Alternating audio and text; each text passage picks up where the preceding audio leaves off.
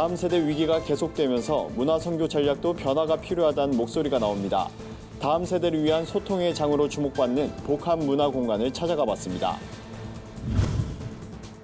아프리카 대륙 복음화를 위한 광고 캠페인이 남아프리카 공화국에서 이달 중순부터 한 달간 전개됩니다. 대한예수교 장로회 합동총회 산하 전국교회가 10일부터 5일간 영성 회복을 위한 특별 새벽 기도에 돌입합니다. 안녕하십니까. 굿TV 뉴스입니다.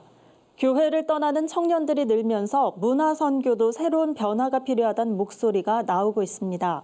이에 굿TV에선 기독 문화계에서 나타나는 움직임들을 중심으로 다음 세대 위기에 대안을 모색하는 문화 돋보기 순서를 마련했습니다. 첫 시간으로 청년들의 소통의 장으로 주목받는 복합 문화 공간을 찾아가 봤습니다. 한혜인 앵커가 보도합니다. 다음 세대 위기가 계속되면서 기존의 기독 문화 공간들도 변화를 모색하는 움직임이 나타나고 있습니다. 기독 청년이나 문화 사역자들이 만나 교류할 수 있는 장소를 제공하는 시도가 늘어난 겁니다. 복합 문화 공간 스페이스 코르는 버켄 장학회에서 운영하는 공간으로 청년들에게 다양한 문화적 지원을 하기 위해 지난해 4월 문을 열었습니다. 이곳은 각종 전시를 위한 갤러리뿐만 아니라 청년 모임, 소규모 공연 등 다양한 행사가 진행되는 공간입니다. 지하 공간에도 자리를 마련해 크리스천 문화예술가들이 꿈을 펼치고 비전을 찾을 수 있도록 도울 계획입니다. 공간으로 소통하고 공간 속에서 자연스럽게 문화 행사들이나 문화 콘텐츠들이 일어날 수 있는 문화 플랫폼으로서 역할을 하는 것이 중요하다고 생각을 했고, 그 시작으로 먼저 카페, 갤러리, 그리고 여기 대강 공간, 그리고 지하에 복합문화 공간까지 확장을 염두에 두고 있습니다. 스페이스 코르 측은 이러한 공간들이 알려지지 않아 지속하지 못하거나 확장되지 못하는 일 없이 청년들이 꾸준히 공간을 찾음으로써 자연스럽게 복음을 접하길 소망한다고 전했습니다. 2015년부터 기독 문화 공간을 운영해온 교회도 있습니다. 이곳은 주일에는 주님의 숲 교회가 예배를 드리는 예배당으로 평일에는 복합 문화 공간으로 이용되는 나니아의 옷장입니다. 음악 공연, 연극, 영화 상영회, 찬양 예배 모임 등 다양한 기독 문화 공연들이 진행되고 있습니다. 특별히 매주 목요일에는 CCM 음반 감상회, 금요일에는 크리스천 아티스트의 라이브 무대가 진행됩니다. 누구나 함께 참여할 수 있습니다. 기독교 문화라는 부분을 통해서 젊은 세대와 접촉점을 갖고 또 선교할 수 있는 그런 계기가 되는 문화선교의 작은 구심점, 그런 공간이 좀 있으면 좋겠다 싶어서 나니아 옷장을 만들게 됐고요. 그래서 예수님을 알지 못하는 분들도 저희 공간에 문을 열고 들어왔을 때 그런 새로운 세계, 복음에 기초한 어떤 문화를 통해서 그런 새로운 세계를 만날 수 있었으면 하는 그런 바람에서 이런 공간을 만들게 되었습니다. 공간 사역을 통해 다음 세대와 기독 문화 부흥을 소망하는 스페이스 코르와 나니아의 옷장은 앞으로도 기독 청년뿐 아니라 비기독교인에게 복음을 전하기 위해 힘쓸 계획이라고 밝혔습니다. 굿TV 뉴스 한혜인입니다. 광고로 복음을 전하는 복음의 전함이 전개하는 세계 6대주 광고 선교 캠페인이 아프리카 남아공에서 진행됩니다. 6대주 광고 선교 캠페인은 북미 뉴욕에서 시작해 아시아 방콕, 오세아니아 시드니와 오클랜드, 유럽 프랑크푸르트, 남미 상파울루까지 5대주를 순회하며 열렸는데요. 복음의 전함은 2월 17일부터 3월 16일까지 마지막 대륙인 아프리카 남아공 요하네스버그와 프리토리아 한복판에 복음 광고를 세우고 연합 거리 전도와 함께 대장정을 마무리할 계획입니다. 이 기간 동안 요하네스버그에서 프리토리아로 이동하는 고속도로 위에는 It's OK with Jesus란 문구가 새겨진 대형 5개 광고가 설치됩니다. 또한 요하네스버그 페른데일에는 랜드버그 빌보드 광고가 세워집니다. 복음의 전함 측은 토속신앙과 이단, 인종차별 등으로 상처받은 땅에 광고 메시지를 세우고 진리인 예수 그리스도를 알리겠다며 복음을 통해 자유와 위로를 얻을 수 있다는 의미를 전할 계획이라고 밝혔습니다. 대한예수교장로회 합동총회가 전국교회를 대상으로 영성회복과 부흥을 위한 특별 새벽 기도 집회를 마련했습니다. 총회 영성회복기도운동본부가 우리를 회복시키소서란 주제로 개최하는 이번 기도회는 10일부터 14일까지 5일간 매일 새벽 5시 꽃동산 교회에서 진행됩니다. 참석이 어려운 성도들은 총회 홈페이지에서 실시간 중계되는 예배 영상을 통해 함께할 수 있습니다. 또한 새벽 기도 시간이 맞지 않는다면 녹화분으로도 기도회에 참여할 수 있습니다. 오륜교회 김은호 목사와 새해den교회 소강성 목사, 광명교회 최남수 목사 등이 주강사로 설교할 예정입니다. 한편 예장합동총회는 올해 초부터 교단과 교회의 영성회복을 위한 기도 운동을 이어가고 있습니다.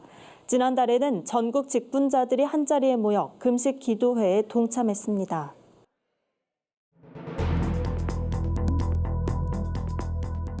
세계 곳곳의 주요 소식을 살펴보는 시간입니다. 신종 코로나 바이러스 확산으로 비상이 걸린 중국에서 치명적인 H5N1 조류 인플루엔자가 발병했습니다. 드물지만 사람에게 전염될 경우 치사율이 50%를 넘는 것으로 알려졌습니다. 자세한 소식 박은결 기자가 전해드립니다. 중국에서 치명적인 조류 인플루엔자가 발병했습니다.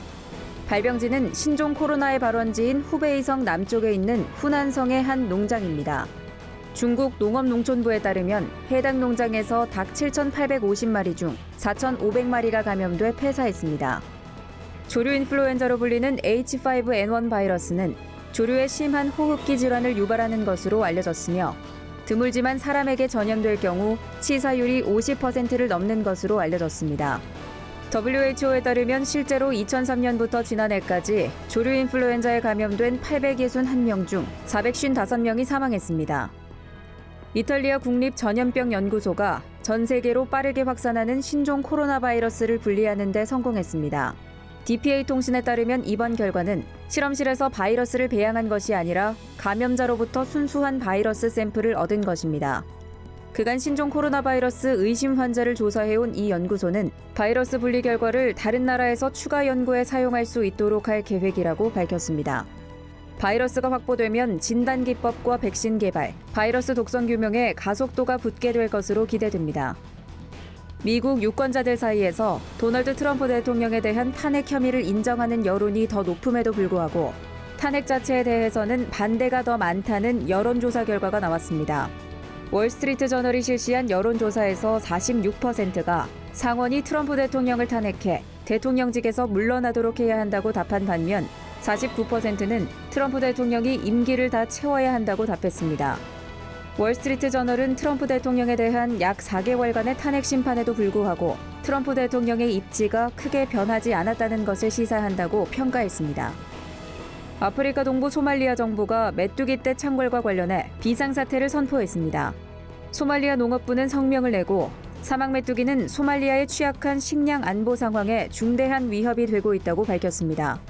UN 인도주의 업무조정국은 1제곱킬로미터 규모의 메뚜기 떼는 하루에 사람 3만 5천 명을 위한 식량을 먹을 수 있다고 전했습니다. 소말리아는 국민의 절반 이상이 빈곤에 시달리는 것으로 추정되는데 메뚜기 떼로 식량 문제가 더욱 심각해질 것으로 우려됩니다. 전문가들은 동아프리카의 메뚜기 떼 급증이 강수량 증가 등 기상 이변과 관련이 있는 것으로 추정했습니다. 구티비 뉴스 박은결입니다. 오늘의 사회 이슈를 천보라 기자가 종합해드립니다. 오늘의 이슈 포커스입니다. 정부가 신종 코로나 바이러스 확산을 저지하기 위해 제한적 입국 금지를 결정했습니다. 이번 조치로 4일 0시부터 중국 후베이성을 14일 내 방문했거나 체류한 적 있는 외국인은 한국 입국이 전면 금지됩니다. 정부의 이번 입국 제한 조치는 적어도 외교당국 차원에서는 상상조차 할 수 없었던 처방이라는 분석입니다. 하지만 일각에서는 제한적 입국 금지는 사실상 큰 의미가 없다고 주장하고 있어 정부가 중국인 여행자 전체를 제한하는 전면적 입국 금지로 나아갈지 관심이 쏠리고 있습니다. 숙명여대에 트랜스젠더 여성이 합격한 사실이 알려지면서 반대 여론이 거세지고 있습니다. 지난해까지 남성이었던 A씨가 합격한 사실이 알려지자 학생들은 단체로 항의 전화를 하고 총동문회에 항의 이메일을 보내는 등 반발하고 있습니다.